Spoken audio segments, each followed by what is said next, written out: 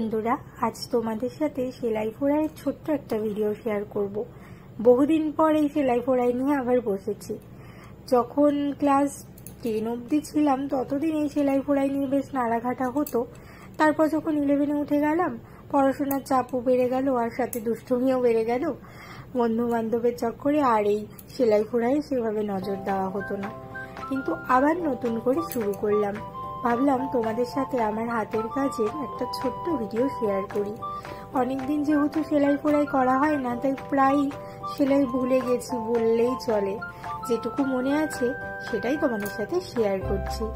আজ একটা পাতার ভিডিও তোমাদের শেয়ার করছি। কিভাবে পাতা তৈরি করবে সহজে, সেটাই তোমাদের সাথে শেয়ার করা।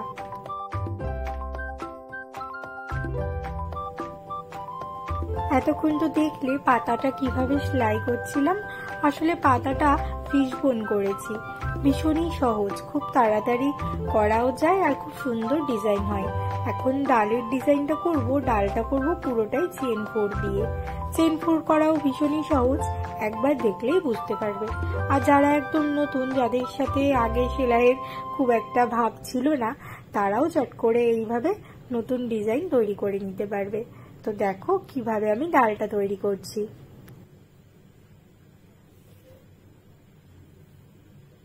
ডালটা পুরোটাই চেন ফোর দিয়ে হবে আর প্রত্যেকটা পাতাই একই রকম ভাবেই তৈরি করেছি। তোমরাও বাড়িতে এরপরে তৈরি করে দেখতে পারো, ভীষণই সহজ।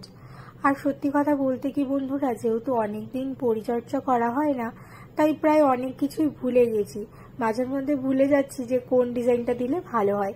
তারপর মাথায় এলো এই ডিজাইনটাই বরঞ্চ করি। দেখেছো, খুব সহজেই পাতা এবং ডালটা তৈরি করে ফেলেছি। তোমরাও বাড়িতে একবার বানিয়ে দেখতে পারো। খুব সহজেই তোমরা এত সুন্দর করে সুতোর কাজ করতে পারবে।